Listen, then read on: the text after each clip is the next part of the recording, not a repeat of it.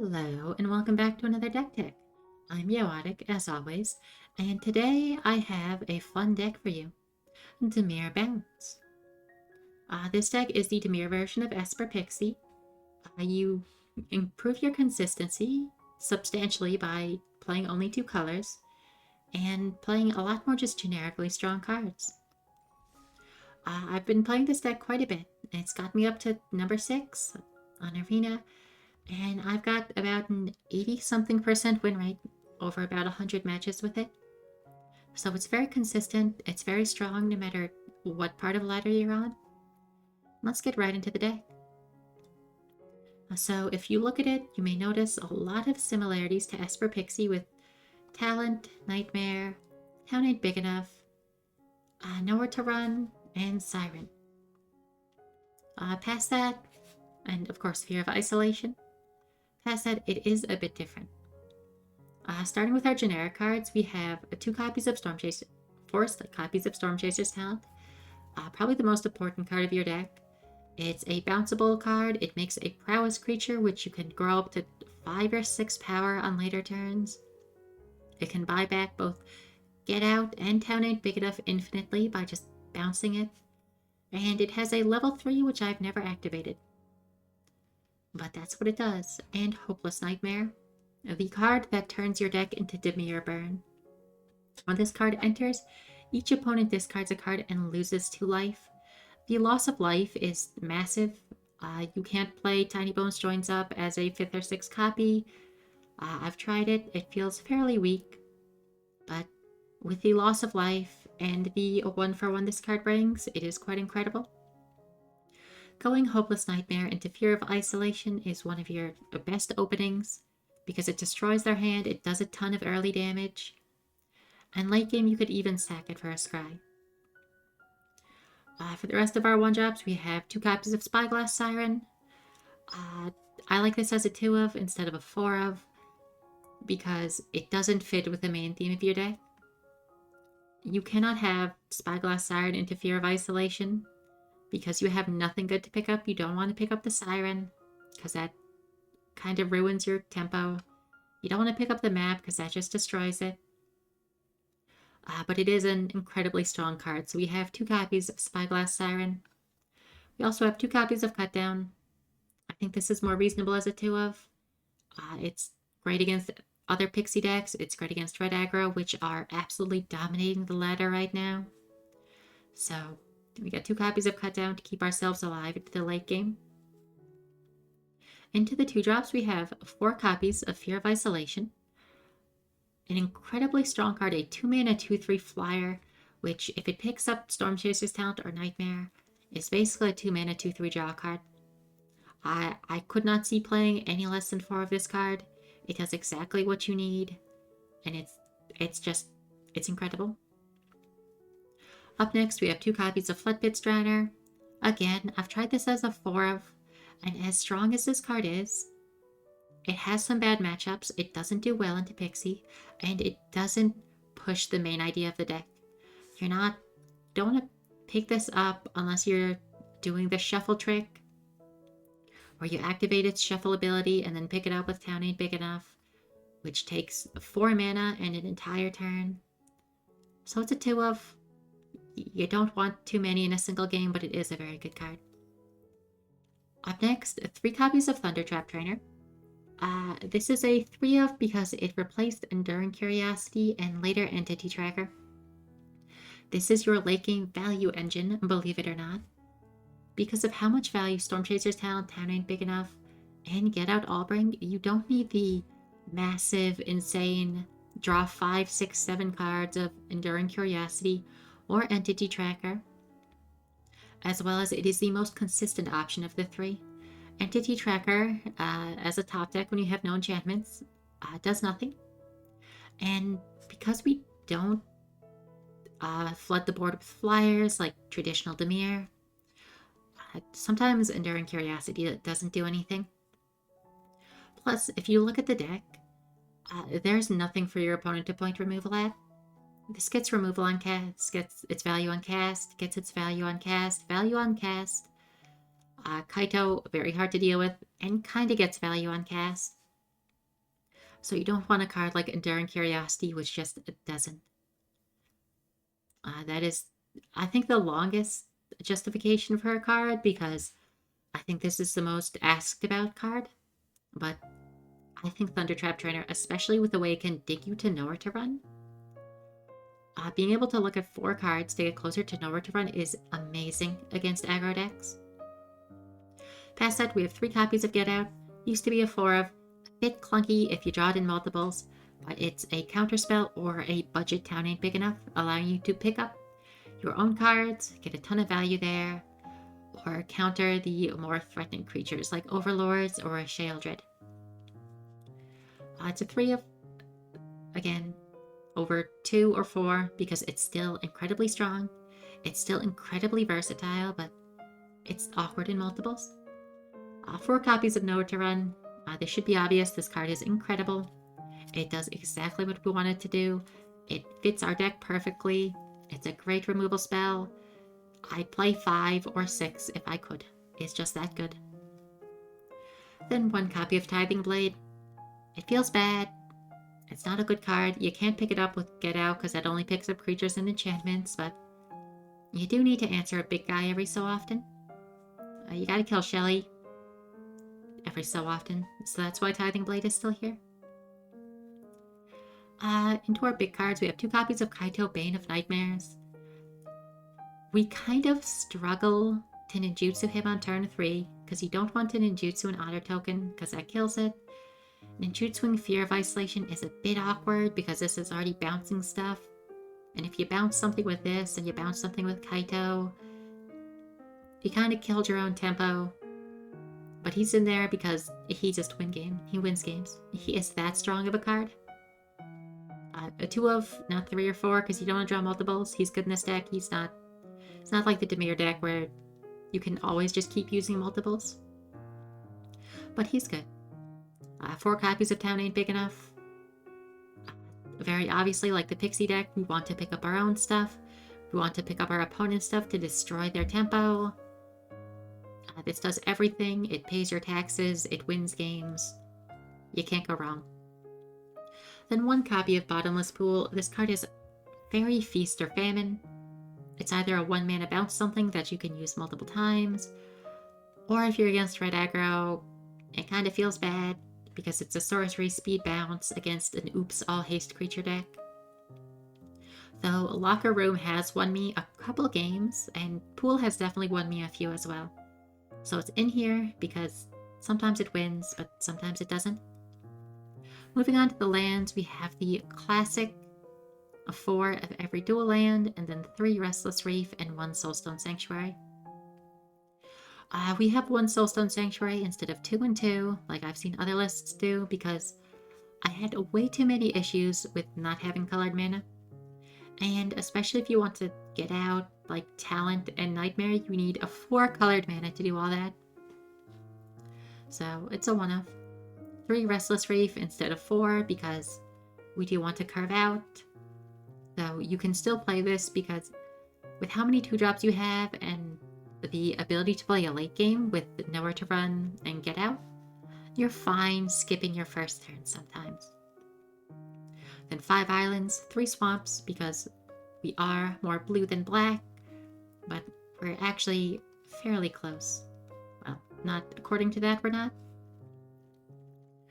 Off to the sideboard, we have the classic 2 copies of Cut Down, bringing us up to 4. You really want this against Pixie, you really want this against red aggro.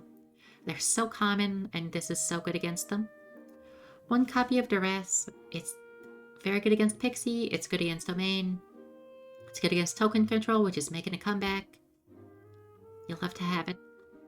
Ghost Vacuum, your classic graveyard hate, especially with the Omniscience combo. You still need it. It feels bad to waste some sideboard slots, but you still need it. 1 copy of Blot Out. You could bring it in against demons if you ever see that deck, but you mostly bring it in against Dimir midrange because it answers both Kaito and Enduring Curiosity very effectively. You don't want to because it can be a little bit awkward if you draw both copies and they don't have Kaito or Curiosity. And you're holding on to 3 mana removal spells against the 1 and 2 drops. 2 copies of Sheoldred the Apocalypse. This card, it beats aggro decks. You play it, it stonewalls them, it gains life. You need it. It's so good. Again, another classic, Negate. You actually bring it in against other Dimir Pixie, because if you look at this deck, it is almost entirely non-creatures. And countering Stormchaser's talent, or Town Ain't Big Enough, destroys their value. So you can bring it in the mirror, you bring it in against Domain, Token Control, the classics. Same deal, another classic card, Tishana's Tidebinder. Again, you bring it in the mirror, because enter the battlefield effect, heals with Kaito. It's a cute little 2-for-1 that you just love to have in matchups like these. You also bring it in against any deck with Overlords. And I even bring it in against aggro decks, which have both Manifold Mouse, where if they offspring it, you can counter the token entering and turn the creature into a 1/2 with no text. And it answers Urbrask's Forge, which is one of this, well, not this deck's because we have Town Ain't Big Enough, but traditionally Dimir's biggest struggle. Finally, we have my favorite card, Obstinate Baloth. Going to show that this deck is so good, you only need 12 sideboard slots to win the game. Obstinate Baloth is terrible and does nothing even when you bring it in, but he is here for moral support, and I love him. That's all.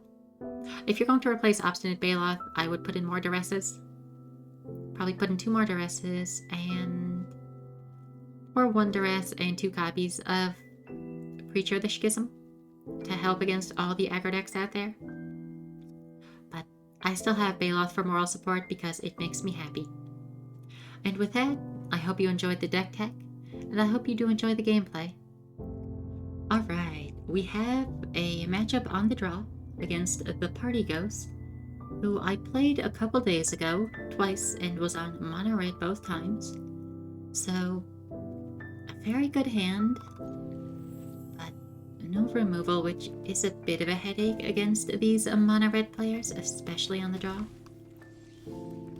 If we're on the play, we can actually fairly easily just erase them. The Prowess Otter is putting a lot of work, but we might not get that opportunity. Darkslick Shores, that's a good pickup. So I'm going to hold back. If they play Screaming Nemesis, I will counter it. Counter Dark Creature Enchantment. And now I have blocks. I will trade for Emberheart Challenger in a heartbeat.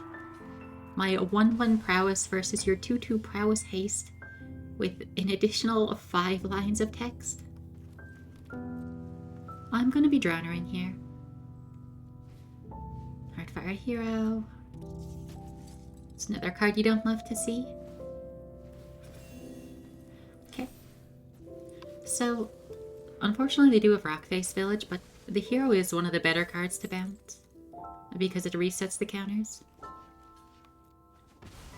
Gonna keep trading. Going to start off on the Thundertrap, see what I can find. Nothing. I guess I'm just gonna play Nightmare and hope they don't hit me too hard. Discarding a Monstrous Rage. That either means I should be fearing for my life or they have a second one.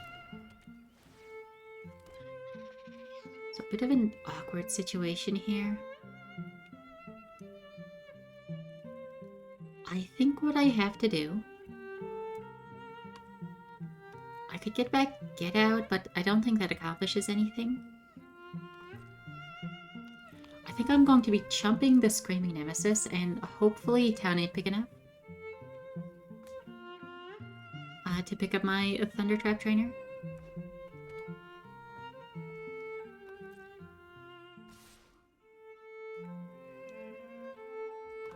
Let's see if I can trick him. Trick them into using something.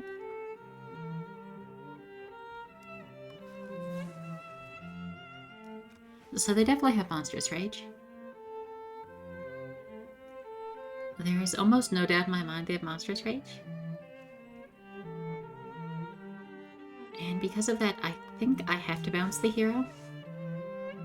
Because a 1/1 is the same size as a Screaming Nemesis.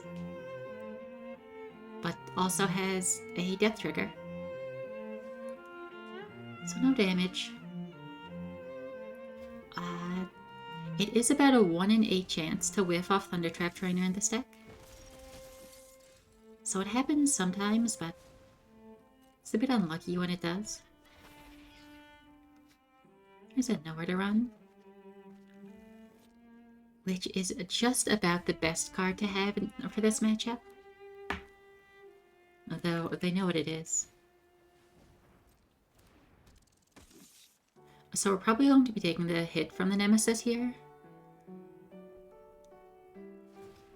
Okay. If they double buff it, they aren't going to double buff it. Yeah, 1 mana card. I don't really have a choice. And the problem with blocking the Nemesis is if they have Monstrous Rage, I kind of lose the game. So I just have to take 3 damage, and hopefully I draw something. Either a town ain't big enough, another copy of Nowhere to Run, Get Out, Fear of Isolation. That works. And next turn, I'm probably going to be attacking with the Fear of Isolation, picking it up with Kaito, and playing it again. Here, I will try to block and kill the Screaming Nemesis. That is, unless I do something funny with the mice.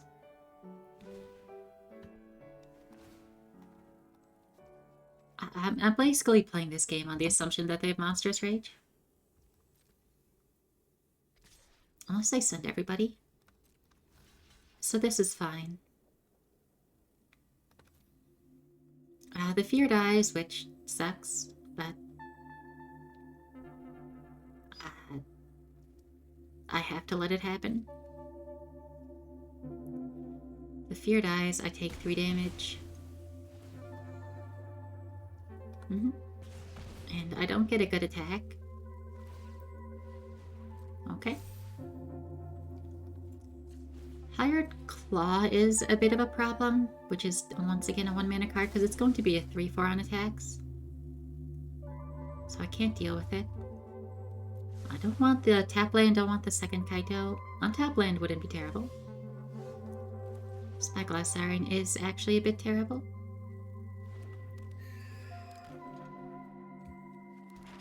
Going to try to buff the Thundertrap Trainer. If I get Bottomless Pool. That does kill the mouse token, but past that it accomplishes nothing. So I think I have to bottom it. And I just sit here forever until I pick up a Get Out or Town Ain't Big Enough. Or I die. You know, whichever one happens first. It's looking like die. Die might be happening first. Okay. Okay.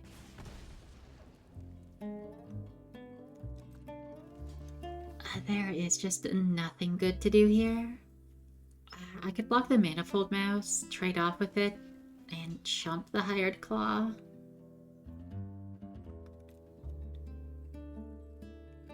If they picked up more cards, there's very little I can do.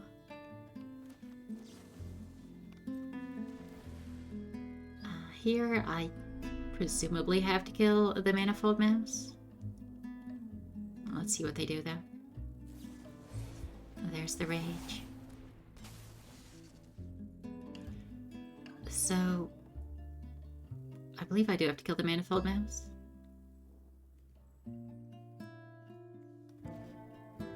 There's no good answer here. It's just the only answer I have. And being a... well, they have the mana for it all. So I get to attack. I get a Kaito.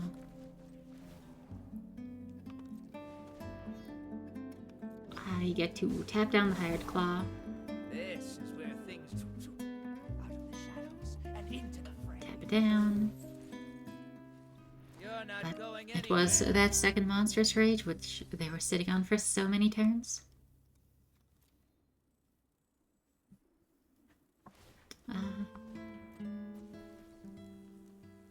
Well, we do kill them in not that many turns, but we do have to dodge a Burst Lightning. Or a Monstrous Rage. Okay. Yeah, and not much point into going after Kaito, considering we have the same life total. I'm killing it. If it's Monstrous Rage number 3 off the top, that is just too bad. If it's Burst Lightning, that is also just too bad. What? So they had 5 mana for the kicked Burst Lightning to win the game, and they chose to not do it? For this matchup, I take out Kaito. They have too many haste creatures. I take out Spyglass Siren, because it's best with Kaito. I put in 2 more cutdowns. To kill their early creatures, I put in Shelly, because she gains life. And I take out a single Get Out, and a Bottomless Pool for a single Duress and a single Tidebinder. Duress answers Urbrask's Forge and finds Monstrous Rage and Witchstalker's Frenzy. And Tishana's Tidebinder answers a... well, it's a really good hand. It is a really good hand, except for the fact that it kills me. Tidebinder answers an Offsprung Mouse, because it counters a trigger, and removes the abilities, and it answers Urbrask's Forge. Non-pain land? No. This might be a quick one. I just didn't think I could put it back, since it had just about everything I would want, and I was on the play. Lightning Strike.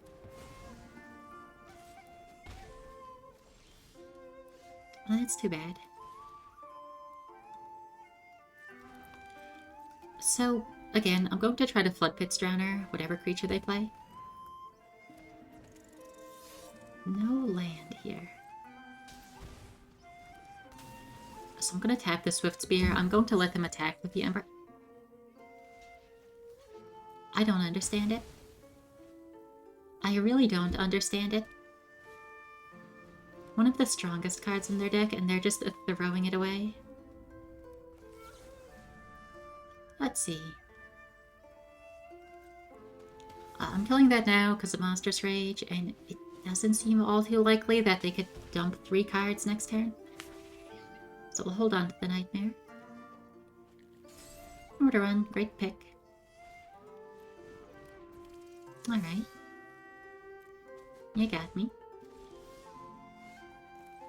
Tap land. Play out the Nightmare. I will let them use a Rockface Village on the Emberheart if they'd like to. Okay. You do have to make the first choice, opponent. Lightning Strike.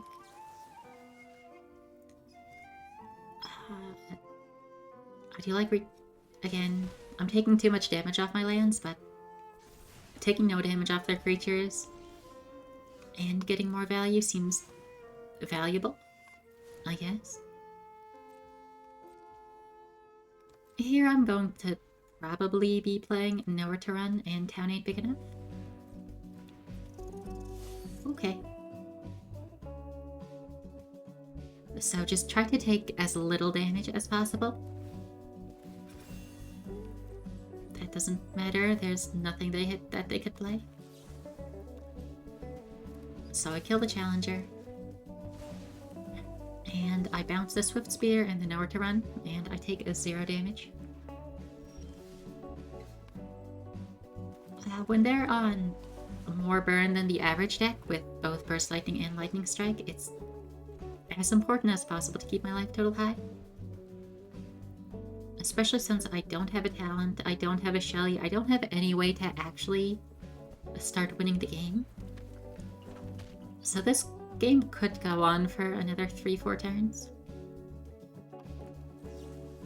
Sure. Try to kill it now. If they had something to protect it, that's fine. And I slowly beat them to death with 1-2 otters. I believe this match I played against this person the other day also took a really long time. As in a really, really long time. I believe they had about 7 minutes left on their clock.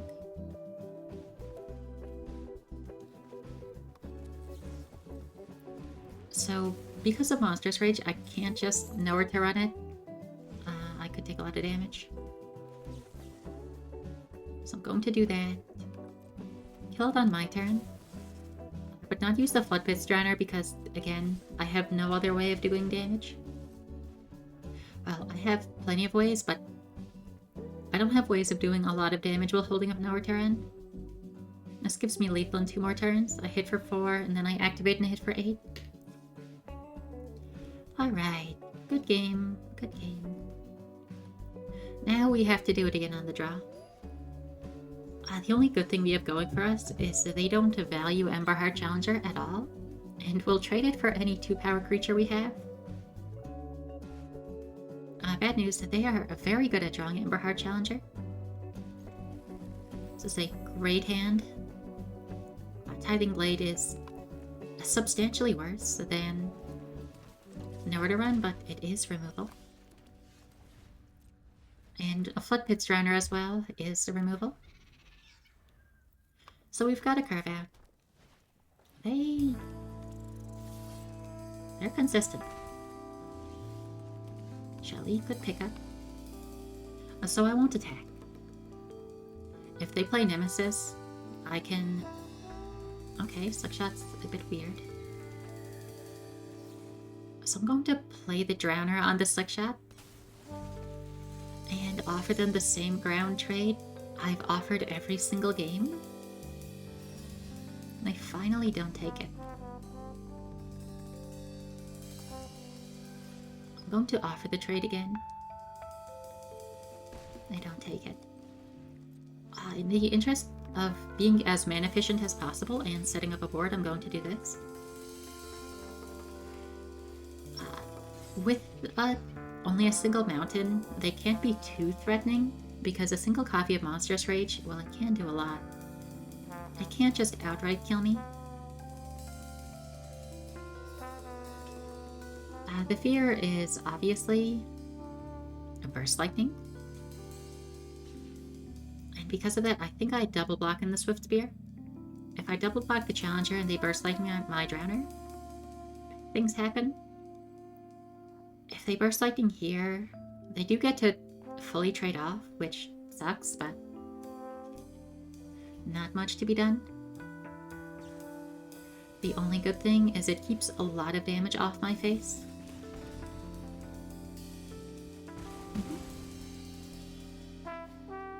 Heartfire Hero. So, I believe at this point I get to be the beatdown. They're so constrained on mana that I get to attack.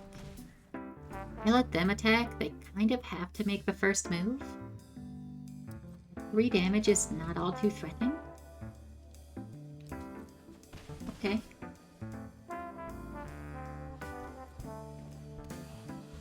If they have 2 creatures, that does kind of suck.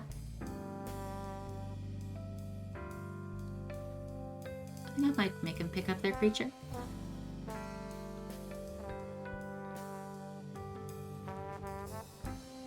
I may be more intimidated than I initially let on.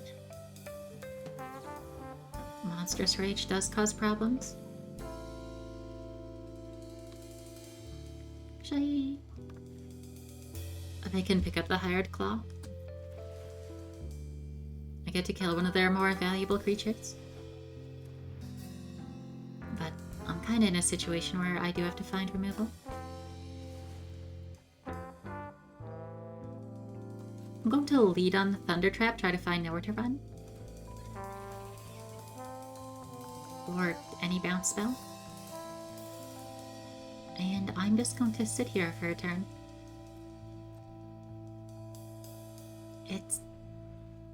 I am more intimidated than I initially let on. Though with Hopeless Nightmare 10 big enough, I could push tons and tons of damage. Over the next turn or two. So on the assumption it's Monstrous Rage or Burst Lightning, or even both, I'm going to put everybody in front of the Challenger. So they're going to kill both my Prowess guys, put me to 7. I could make them pick up Slick Shot. And there's not much downside to it. I don't think.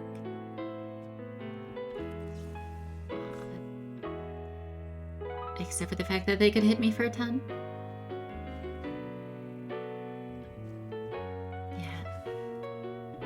So, if I make them pick up Slick Shot and they have Monstrous Rage, which I think they do, they could do it on Swift Spear, hit me for a whole bunch. Put me down to 4. Although I probably don't get burnt out this game. So I'm gonna do it. If I did it on the Swift Spear to try to Tithing Blade, I think taking 6 damage off the Slick Shot is too much. Yep, there's the most. They are consistent. Turn 1 Swift Spear, turn 2 Emberheart. Always has the Monstrous Rage. Very difficult to fight. This is the spot where I think I killed them. I believe so. So I go 1, 2, 3. I hit them for 7 damage this turn. And they have no board, and I have Fear of Isolation. I think I like that a bit more than Shelly. It's sort of like, if they go land, Slick Shot, kill me. It happens.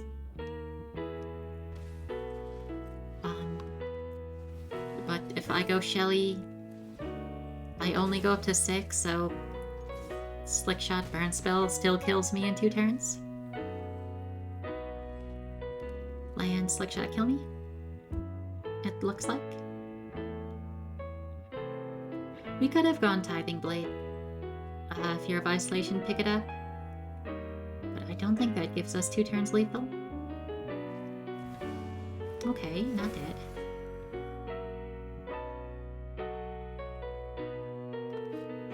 There's no gut shot in this format. You know. Oh, we pick up Hopeless Nightmare, we kill them. Well, that was a close game, wasn't it? If we needed a little bit of extra damage, you can target cut down a 2/2 Otter. In fact, I'll do it just to show it off. Trigger Prowess goes up to a 3/3, doesn't die to cut down. Well, good game. That's the mono red matchup. Once more on the draw with a very solid hand. It doesn't curve out too well, so if they're on domain, we might have a bit of a struggle. But Siren into Nowhere to Run into Fear of Isolation is just a ton of value. So it looks like they're on mono black discard, which I have heard, by looking at Reddit comments, is a very popular deck at the lower ranks. I typically don't see it, but as I'm recording this video, it is absolutely degenerate hours. It is about 3 a.m. where I am, so I'm playing against a bit of a wider variety of opponents than I typically would, as they leave the removal spell to kill the Deep Cavern Bat. I mean, I don't see how I could say no. They gave it to me. There's a Nightmare. I mean, there's no point in me waiting. I should have done this on my turn. There's a couple arguments here. There's the discard Fear of Isolation, because it's just a 2/3 with... It's just a 2-mana 2/3 draw card. Or discard the land argument. And I will discard the land. We could have played Thundertrap.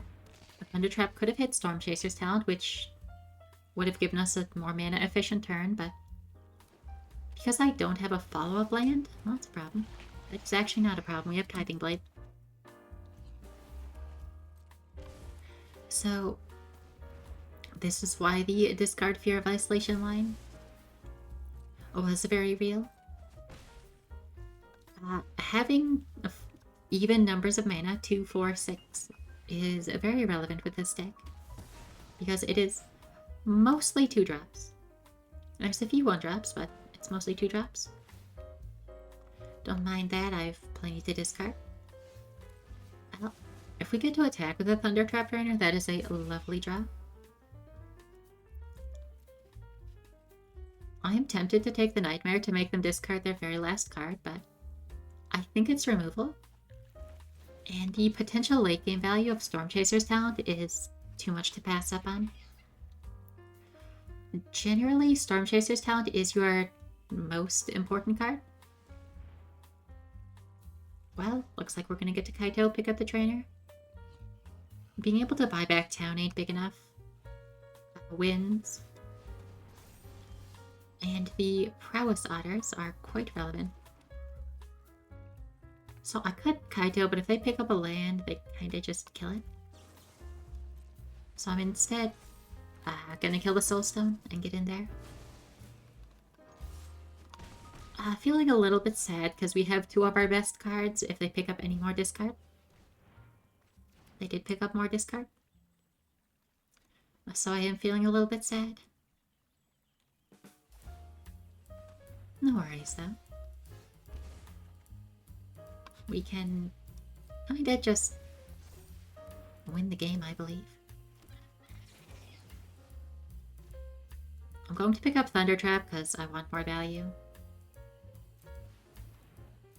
And this is also a weird situation you come across a lot with the deck, where you don't want to, you know, do your big town ain't big enough, replay 2 1-drops, trigger Prowess 3 times when you only have 1 otter. But that's how you make more otters. This is my Well, home, rest in and peace, I the don't trainer. appreciate it when people touch mine. They drop Luckily, it. just about any card that isn't a tapped land is a good draw here. No need, I'm just gonna pick up town ain't big enough. And I don't want them killing an otter. So I will hurt Lily. I think you look better as a corpse. Again, if they draw more discard, I feel sad, but I'm setting myself up to win. Oh. That's fine. Happy to help, but I'm taking the credit. when we This win. is 12 Don't damage. overthink We get things. 3 prowess triggers on each of them.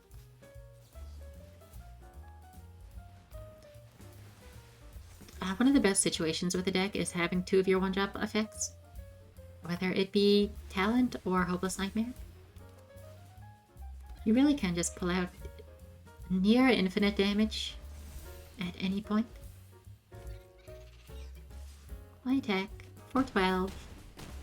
Best part about Stormchaser's talent, it makes a prowess creature and it triggers prowess.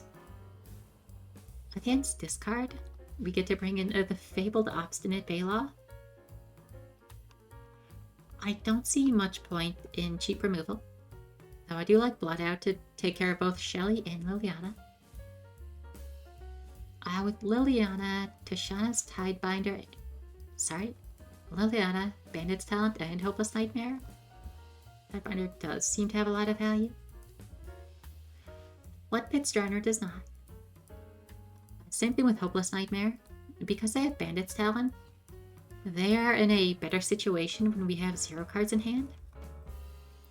So we don't just want to, trade this card back and forth and end up with both of us at 0 cards. I am so ready for the Bandit draw. The Baloth draw. Well, I'm so ready for them to have a Bandit draw. I'm so excited. I'm no longer excited. It never worked. They left it. I'm back to being so excited. Yes, Dreams of Steel and Oil Exiles. I'm no longer excited once again. I'm back to being excited. But I think there's only one Baloth. This does nothing for me, tragically.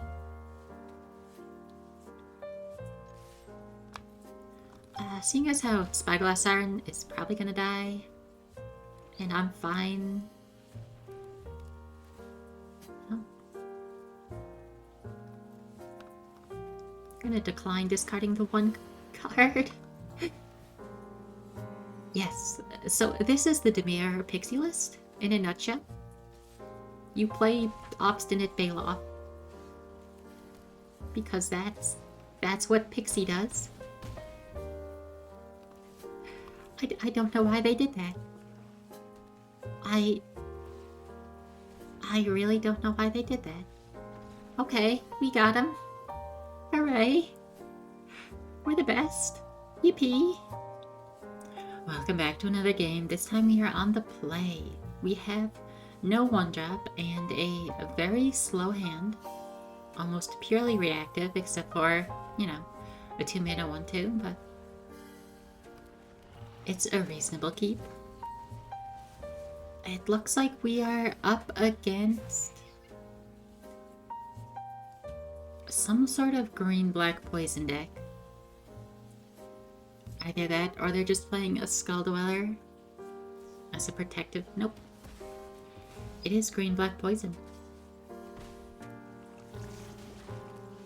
If I didn't pick up the Siren, I was probably going to Floodpits Drowner just to guarantee that they wouldn't be able to attack. Kaito probably wins, but actually, I think it needs to be Kaito. The problem with town ain't big enough here is, yeah, I could pick up Nowhere to Run, but because I don't have Hopeless Nightmare or Stormchaser's Talent, I can't get any actual value going. And I would just have removal, and more removal. It's a bit weak. Here we get to play Kaito. Quite strong. This is an interesting one. They're up to Diamond, so they've been doing well with it. Notably, Kaito is a creature, so he will die if blocked by a Death Touch. Well, that's a lot of Death Touch creatures. I'm going to plus Kaito. I'm going to use the map token. I'll keep some removal. And I will just wait another turn. So by tapping Finn, I can hopefully get them to attack with their other creatures. Yeah. I don't think attacking Kaito is correct. So here, I get to know where to run. They don't get to hit me, and even if they have a Snakeskin Veil, which seems like a reasonable card for their deck to play, I doubt they'd actually use it there because it won't do anything. Wow. That is not correct when I have the Tithing Blade. So, I get rid of their last card. They do have two Restless Cottages. But I have answers. And I'm just going to be zeroing Kaito to look for other ways to use my mana. Or more mana. That could have been a really scary hand if we couldn't deal with it. And I get to tap it with Floodpits Drowner, and they're gonna concede. Nice and easy. So, against this deck, it's a bit of a weird one, I would say. Usually against aggro, because they're all haste creatures, Kaito is quite bad. But because they're all one-powered creatures, Kaito is actually kind of difficult for them to deal with. As far as what I'm cutting, I think it's going to be Pool, because bouncing a 1-drop isn't the best. And past that, it's going to be a Siren. Actually, it's going to be a Get Out. I don't need late game to beat them. This is not a matchup I am used to. So I'm making total guesses with my sideboarding. Slow hand. We could die if it's Skull Dweller into Finn the Fangbearer, but that is a risk I'm willing to take. Especially with how much removal we saw out of them. Both Drown and Ichor. Oh. Wow. Both Drown and Ichor and Infectious Bite. It's... okay, there's the Rat Priest. I have experienced a situation where... so Rat Priest says target of a spell. Meaning, if you play Nowhere to Run, which is an activated... well, it's a triggered ability when a permanent enters, it does not trigger Rat Priest. That does happen, though. Alright, 2 poison counters here. You don't love to see it, but... where's that 3? Oh, 3 poison counters. Doesn't counter the ability. We can Tithing Blade and take them off the board. Yeah, they seem to be a little bit salty. Okay, that was a quick one. Thank you for watching the video up until this point. If you enjoyed, do check out another video of mine. I talk about a lot of decks. And with that, I'd like to go over a couple closing statements of the deck. I have found this deck to be the strongest deck I've maybe ever played in the 6 months I've been playing Constructed. It really doesn't seem to have bad matchups. And even the quote-unquote bad matchups it has are very easily countered by a couple of sideboarded removal spells. So, if you play this deck, enjoy while it lasts. And goodbye. Have a nice night.